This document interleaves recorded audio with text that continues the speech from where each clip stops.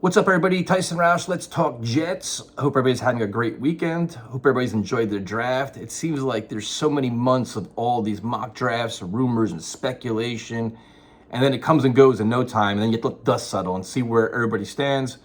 So I guess when you evaluate the Jets draft class, I'm probably not going to give a grade. I'm not like a detailed analyst. I know enough to be dangerous. I kind of just assess what happened. You look at the draft, you say, what were the needs going into it, and what were the needs after it, right?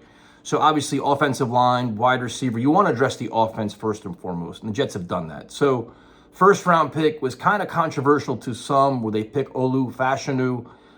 To me, where the Jets were when they traded back, I think I wanted Rome personally at pick 9, but once the top 3 receivers were gone, to me it was offensive line made the most sense. I don't think Bowers was ever a consideration.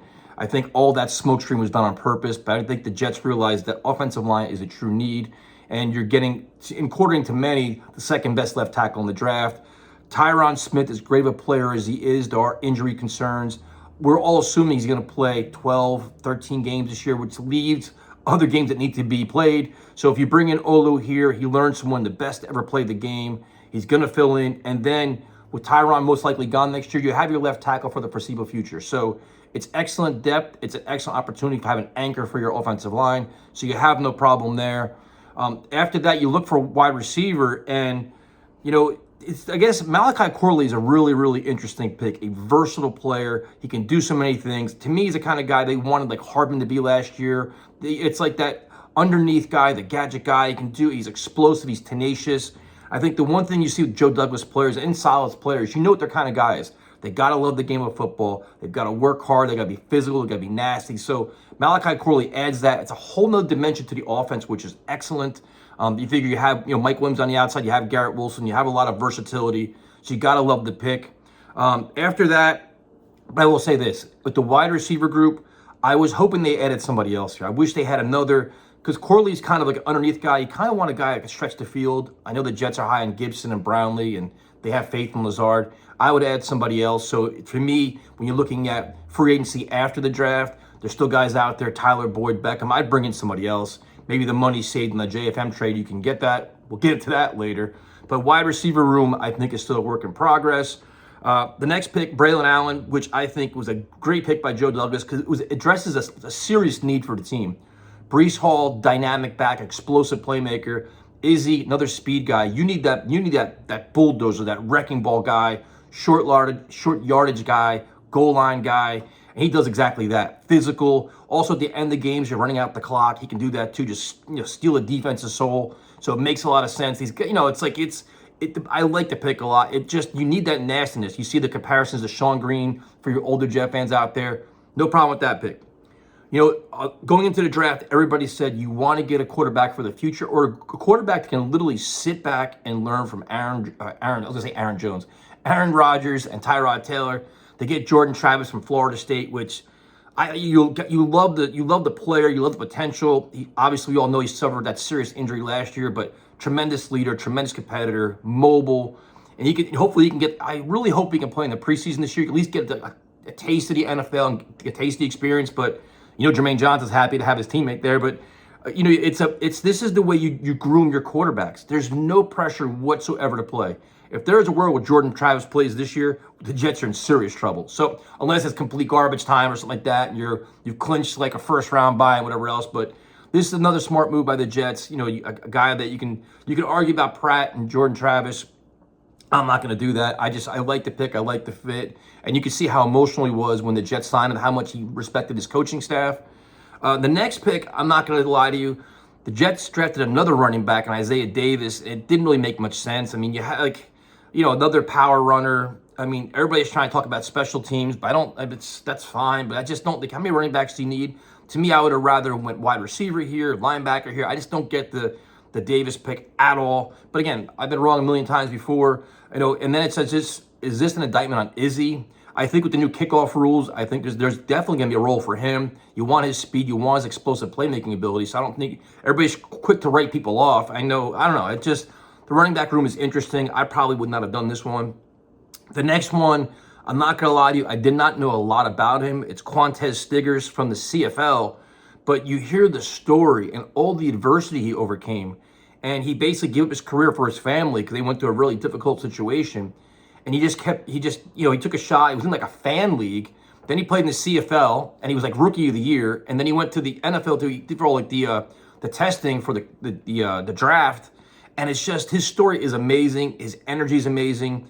And you saw the impact he had on the coaching staff in the interviews, where Ulbrich was in tears, Tony Oden was in tears. Like, this game means a lot to him. He truly embraces experience, whether he's a corner, whether he's a safety, wherever he plays. He seems like he's a ball hawk. I'm not gonna say I don't know a lot about him. I didn't do research. I know Connor Rogers was all over this, but and there you look at the Jets secondary. As much as we love Carter, Reed, and Sauce, you got to figure at some point. I mean, I would extend DJ Reed, but if you got to start finding other guys, you need depth. You need pieces to the puzzle. He could be that. And again, these young guys in the secondary are learning from Reed and Sauce. I mean, it doesn't get much better than that. There's a lot of good opportunities on this team. After that, Mr. Relevant, I really couldn't tell you anything about. I have absolutely no idea, so I'm not going to lie to you.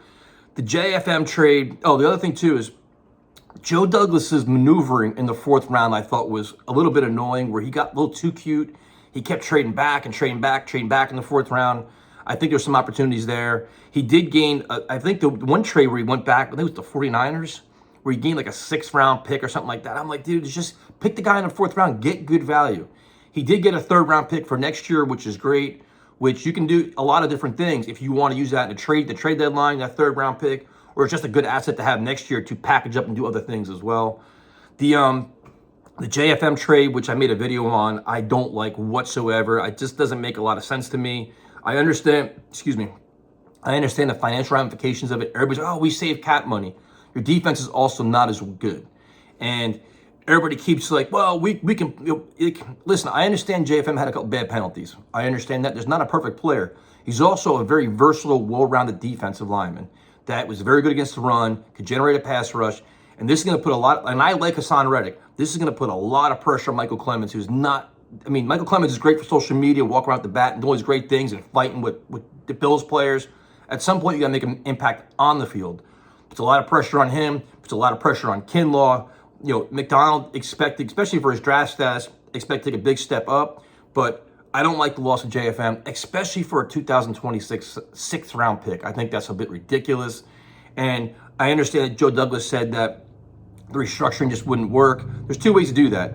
The contract with somebody should have asked Douglas if the contract with the Broncos would have worked here, because it seemed like a feasible contract.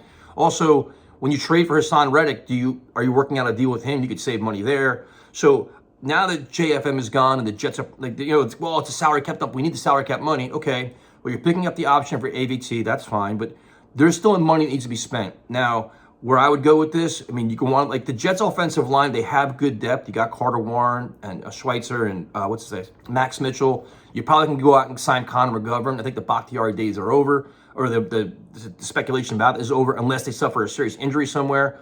But to me, it's like, bring back McGovern. May look for like a veteran safety. There's a lot of good safeties still out there. Well, I like Tony Adams, Chuck Clark coming off an injury. Ashton Davis don't really know. You can add a veteran safety. So me, it's like veteran safety, veteran wide receiver, Connor McGovern. And then you go there and you go to the training camp and you see what happens. But overall, I think the Jets, they had a lot of their moves made sense in the draft. And I guess, like, it's funny reading the comments on like draft videos, because either everybody's like the best draft ever, or too much this. It's all a crapshoot, man. On paper, you can love a prospect, and how their game translates to the NFL, we have no idea. I'm an older fan, man. I've seen it all. I've seen it all. Denzel Mims, Elijah Moore, D. Milner, Stephen Hill. I've seen all this, where it's like the Jets draft a guy and you offer some kind of critique and you get ripped to shreds. And then 7 months later, you're like, oh, dude, you're right. Like, I'll never say I'm right with draft stuff, but it's okay to look at the scenario, the player, and be like, how do they fit and what do they do and what is their potential? And you hope it all works out. And then a lot of it comes down to coaching. And that's the one thing that I walk away with all of this is the loss of JFM is big, but you have a lot of faith in Saleh and Ulbrich to coach them up and try to maximize it. The Jets have other areas of strength on defense that they can do things. On offense, you love Aaron Rodgers, and you think Aaron Rodgers is the ultimate leader and will be like, he'll have everything fine-tuned, but it's like, how does Hackett come up with these game plans? How does Hackett use these players? We had concerns last year with how to use Breece Hall. They didn't use Izzy at all, and their excuses were pass protection, this and that. The wide receiver was a mess. So you're hoping that with Rodgers back, him and Hackett sit there and look at the game plan like, this is not going to work, or he just audibles out, or he finds roles for these players. I think one of the most interesting things watching Rodgers' interviews in this offseason was he was studying college players as well. He was doing a lot of studying how to fit. So you got to figure he's doing the same thing now where he sees these players like, all right, I know what role this guy can do. I'm sure he loves Corley a lot, but it's going to be interesting. So overall, I think the Jets are a win now team. They're prepared to win. They're in, they have a talented roster, man. And it is win the AFC East or bust, make the playoffs or bust, get a home playoff game, win a playoff game. That is the realistic expectation. And if that does not happen, changes will have to be made, because you cannot keep putting together all this talent and not getting the results. At the end of the day, it comes down to winning. I think Joe Douglas has done his job to this point. Some more moves to be made, but now it comes down to Saleh and Hackett and everything else. And honestly, there's no excuses because they have backups everywhere. Like last year, well, once Aaron Rodgers went down, well, shit, season's over, right? Because Zach Wilson played and they blew it with that. You got Tyrod Taylor. Tyron Smith goes down, you got Fashanu. Keep saying his name wrong. They have a lot of depth pieces. They have more depth. They have more talent. The defense should still be very good, and the offense should score points. And again, I just hope that Mike Williams is healthy much sooner rather than later and can get in the mix. You don't want him out most of training camp and then play in week 1, because it's going to take him at least 4 or 5 weeks to get used to Aaron Rodgers. So a long-winded video. Hope you guys enjoyed it. Thank you for everybody that's been joining us on the stream, joining the streams. And thank you to Jake Assman. I was on his show yesterday, and to Ryan, Matt, and Green Bean on Friday night. I appreciate it. It's always fun talking draft, everybody. And obviously, do the shows with Ian every week, too. So thank you, everybody, for watching and the comments and all the Muppets in the comments and the chat is always cool. So talk to you guys later.